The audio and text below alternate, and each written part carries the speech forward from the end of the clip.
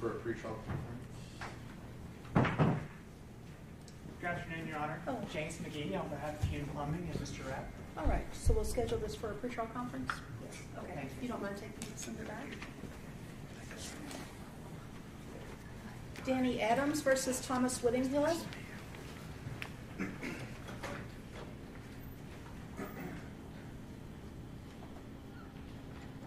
actually don't see opposing counsel, Your Honor, to get the date, but I can take it back.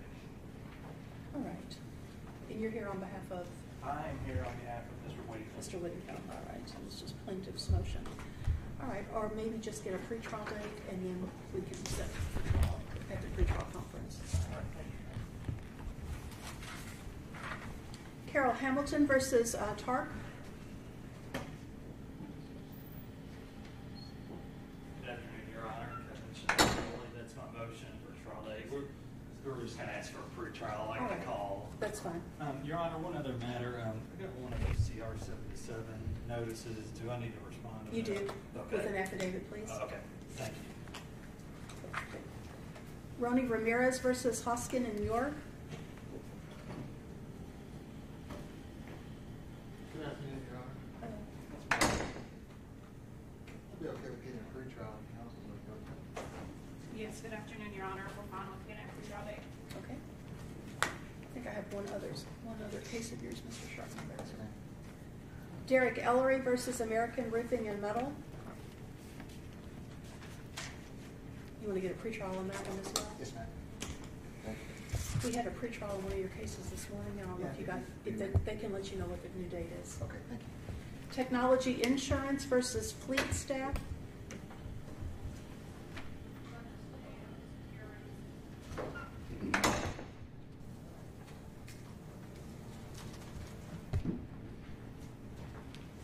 Judge, I'm standing in for Technology Insurance. I have filed a motion for summary judgment. I have not seen it. Robert, do we please have, I believe if we have filed, we'll be filing a notice that there's no opposition to it. That's what I was getting ready to tell the court, that I think they tendered a no opposition. Okay.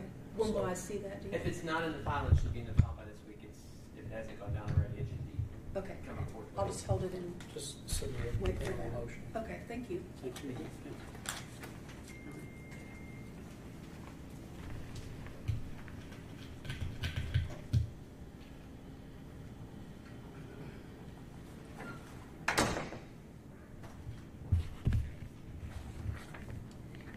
Jason Jekyll versus Vivian Van Bogart and others.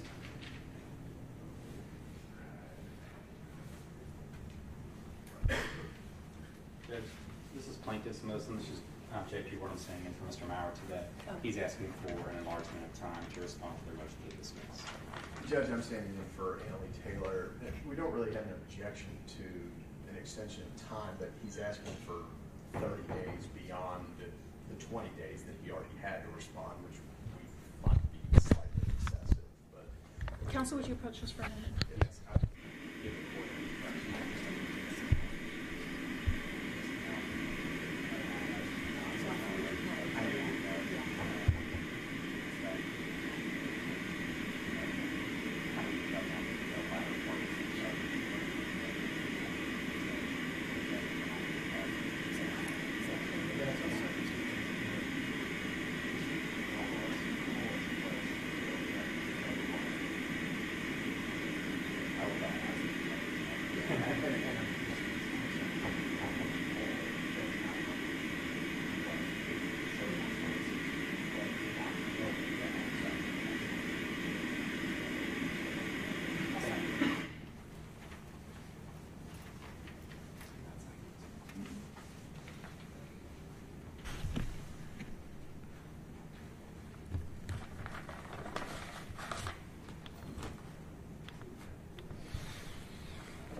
Nebraska Alliance versus Vonda Bowen.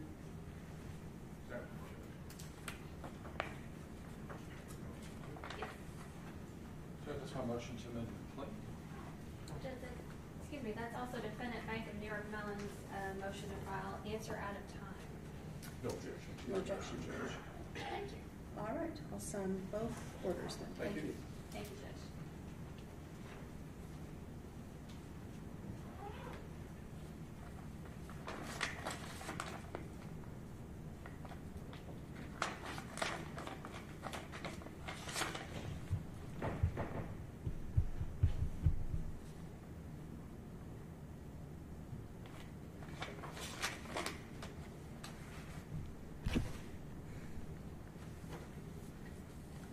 Service Financial versus Wendy Watson.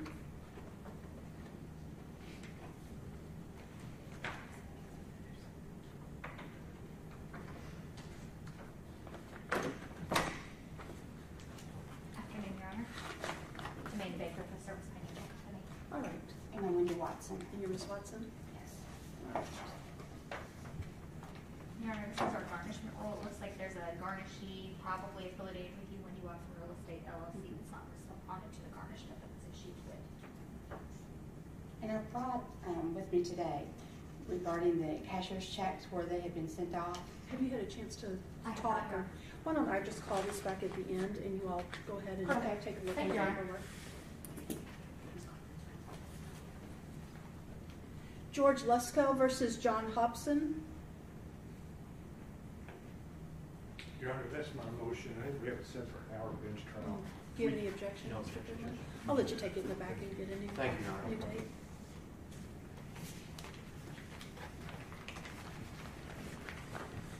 Shelby Crossing Condominiums versus Underhill.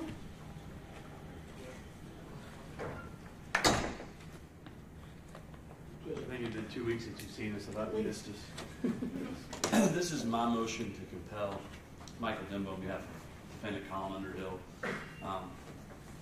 I don't know if you want to hear it now, or we want to, I know you got a busy courtroom. I mean, I'm more than happy to do what the court likes to do. Here. Our motion to compel. Oh, no. Okay. No, no, no. I'm ready to go if you need to. All right, so I've got a couple of motions to compel.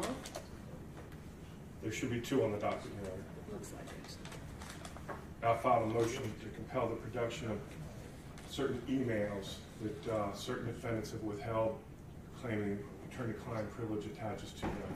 All right, well, do you all just want to file responses? That's fine with the plaintiff, Your Honor. Okay, and how much time do you need? The plaintiff will have a response filed to defendant Colin Underhill's motion by Thursday.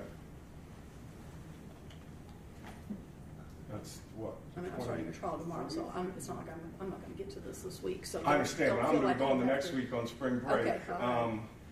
I don't know how far What about you, Mr. Denbo? out I should go. Go ahead. I don't think I even need a reply, Your Honor. I mean, I think we can go on. I mean, I filed a motion. Right, but then to his motion. That's actually Oh, it's not our- against me. Sorry, yeah. that's Ms. Reed's. We are working on, it's kind of been, we filed a motion to quash a couple weeks ago related to Nick Regulasco's subpoena. This motion to compel is related to those emails. If we could get 14 days to do a response to both of them, I think everything is the same issue. Okay. All right, that's fine. I'll just give 14 days. Okay, thank you. Thank you, Your Honor. Your Honor, one matter. There's a motion to alter and vacate that I filed on your partial summary judgment order. When that reply is filed, do you want me to tender at AOC 280? Do you like those or, I do. or not? I do. That's okay. fine. I'll do that then. Thank you.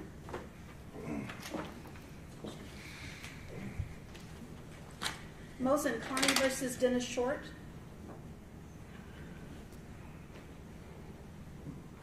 I think that's a motion in limine. It has to do with the Tara Valdez. Yes. I wish we would motion have in taken limine. this up when we were here last week. I overlooked this motion. That could be passed to the pretrial. So we have a pretrial on April 9th, so just talk about it then? Yes, That's sir. fine.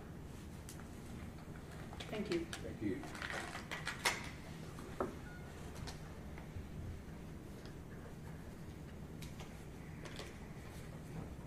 Gregory D'Angelo versus Hunting Hills Condominium Association.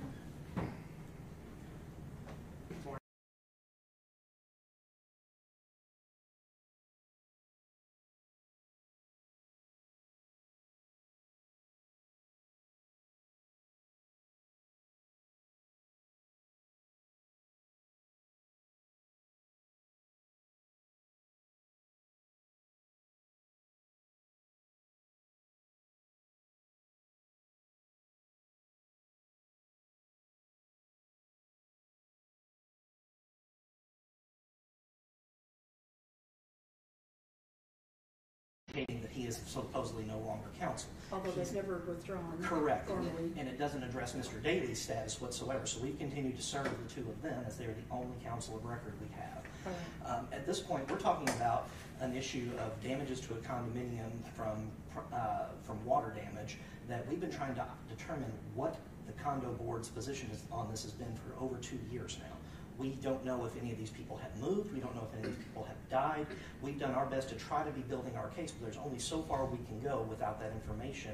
And at this point, my fear is some of these people may not even exist anymore for us to get this information from. So we are asking for the more severe sanctions found in CR 37 in the form of either admitting the facts in our favor or striking their answer and entering default at this point for their failure to, in any good faith way, litigate this case. All right, let me take a little closer look at this, and then I will get out in order. All right, thank you. And Your Honor, your last motion to compel had also awarded us attorney's fees for that. We did not tender an affidavit because we were hoping to get this all resolved and taken care of behind the scenes. I've included that in this as well, that if the court so is inclined to award fees for this in addition to anything else you might do, provision for us to tender affidavit for that in this. Okay, thank you. Thank you, Your Honor.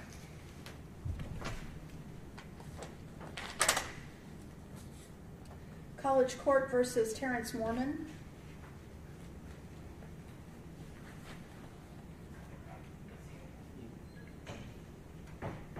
Good afternoon, Your Honor. Hello. Robert Weiss for College Court is the motion for the attorney's fees pursuant to the court's order. Carl Price for Mr. Mormon. Your Honor, we just need 14 days to respond. No objection. All right, that's fine. Thank you. Thank you. All right, thank you. You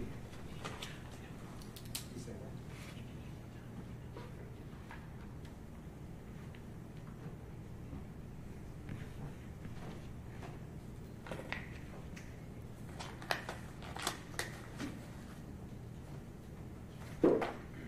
Kathy Stovall versus Jefferson County Board of Education.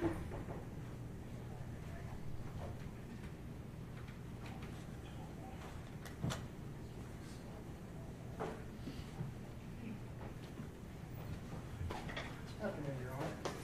This is our motion pursuant to Civil Rule 5606 to continue the defendant's motion for summary judgment on the grounds that during the deposition of our client, Kathy Stovall. I did read your motion, although I never did see the affidavit. Did that get filed? There is a separate notice of filing with the affidavit that was. I saw the notice of filing. It was the same. It was not sure I attached. actually saw the affidavit. Did you get a copy of it? I didn't get a copy. It came separately, but I did receive a copy of the affidavit. I We did file a response. I don't know if it's made its way to Yes, the file. I do have your response. I have the original affidavit if you want to. I can approach it. All right. Well, I'm looking at the notice of filing. Here we go. It's here. I had my secretary, or my clerk, pull some things before we came to motion hour, so she must have located it. I think it was processed. It took it a while to process or something like that. This is All right. I've read I read your motion. I've read the response, and it sounds to me like you've been on notice for this for a couple of years, and we do have a trial date coming up very quickly, and so I'm going to deny the motion, and you need to stay on schedule with filing your response to the summary judgment motion. Okay, thank you. Thanks, Judge. Are we still entitled to all that information for trial, since we made discovery requests for it? I think our position is that you have it. Mr. It looks like it was turned over All right, 2 years ago. then we'll come back to court. Thank you. Thank you. Robert Shoring versus Kenneth Parrish.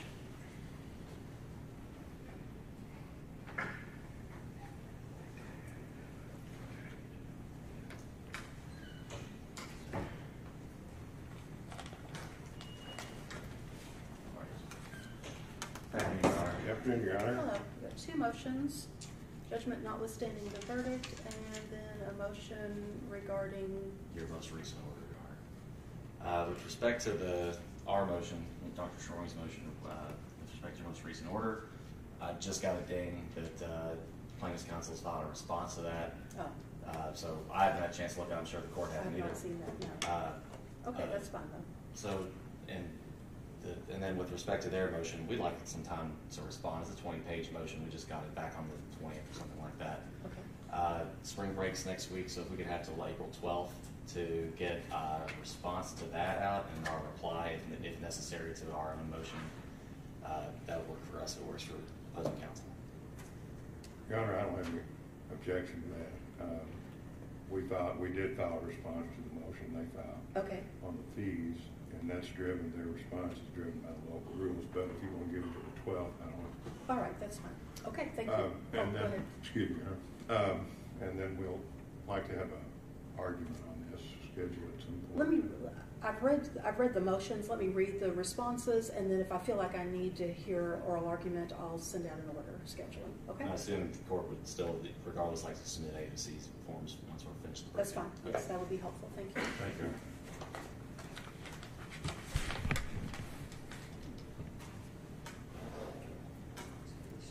Peggy and Brian Barber versus TopGolf USA Louisville.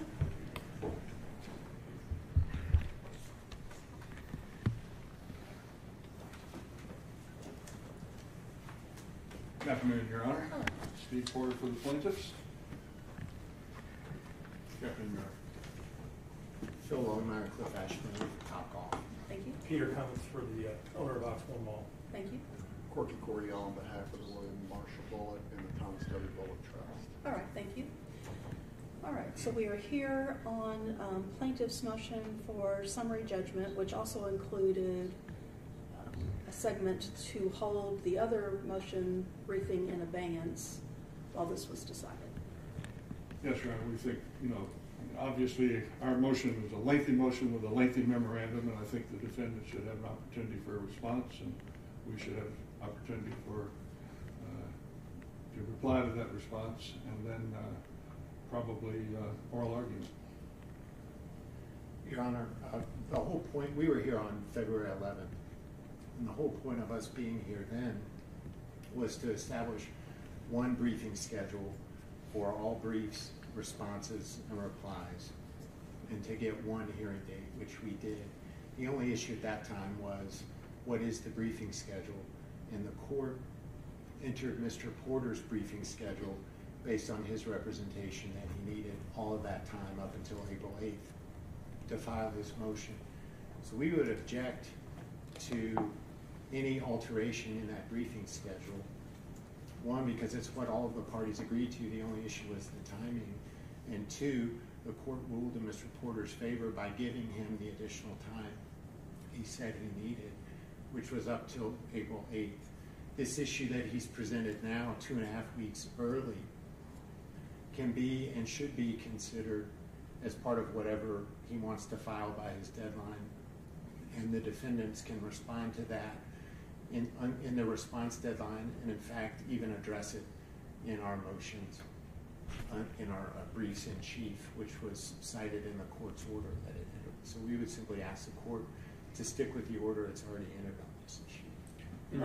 Well, it wasn't really entered on this issue. I mean, it was entered on your motion for summary judgment. It wasn't it wasn't a blanket, here, this covers every possible motion that's going to be filed in this case. Is that what you're stating to the court?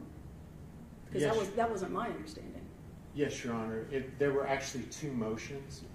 Mr. Porter filed the exact same motion, which means all parties submit all briefs by a certain deadline. The only issue was we had asked for an earlier deadline. He had asked to have until April 8th. Okay. So yes, it was my understanding, and it was Mr. Porter who filed the same motion that we did. The only difference was the timing of that. And that's what the court entered, setting an April 8th deadline. And we're simply asking, let's keep that order in place, and all issues should be considered at once in one briefing schedule, including this issue and any others that the parties have to bring before the court. All right, Mr. Cummins. On behalf of Oxmoor Mall, I would just second that, but also add 2 points. One, to the issue of whether that scheduling order covered all the briefs.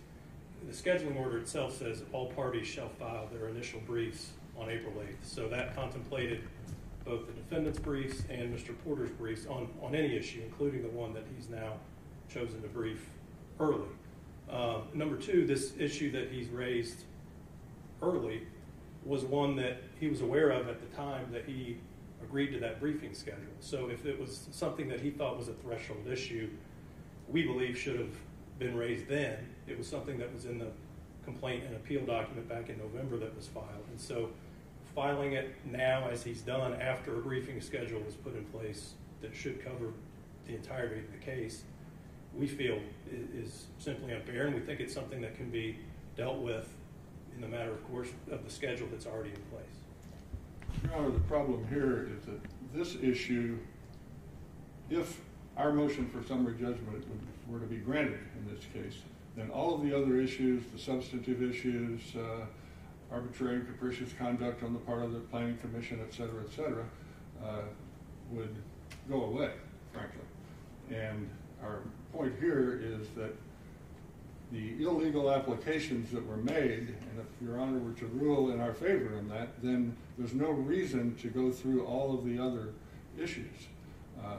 As you can tell from what's in here, it took me a lot of time to put all this together. And this, I wasn't prepared for this at the last hearing that we had. It took a lot of time and research and everything else to finally put this together. And I think we're entitled to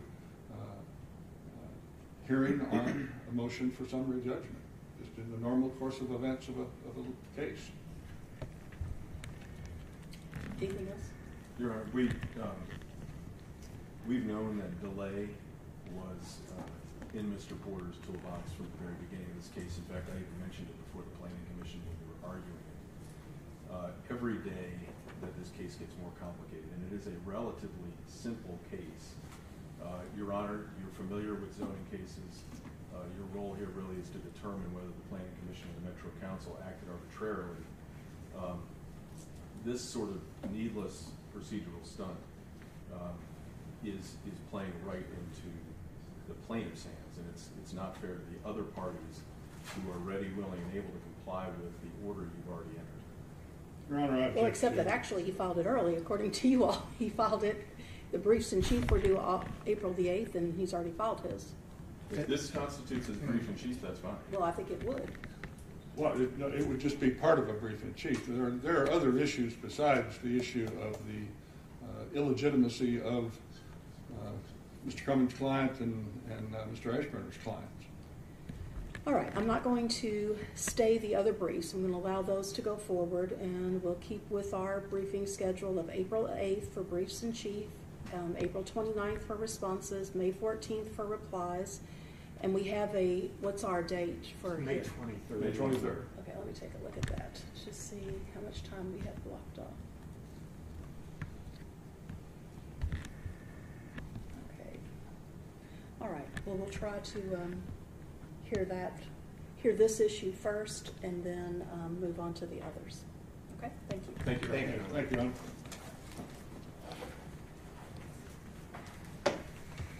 All right, and then recall Service Financial versus Wendy Watson. Jen, can I ask the case number on that? 12 CI 6428. No, I have another one I thought was on. No, this is the only other case that I have on. So if you want to go in the back and check with my clerk about yours. Hey, Your Honor. Hello. We've had a chance to chat. It does look like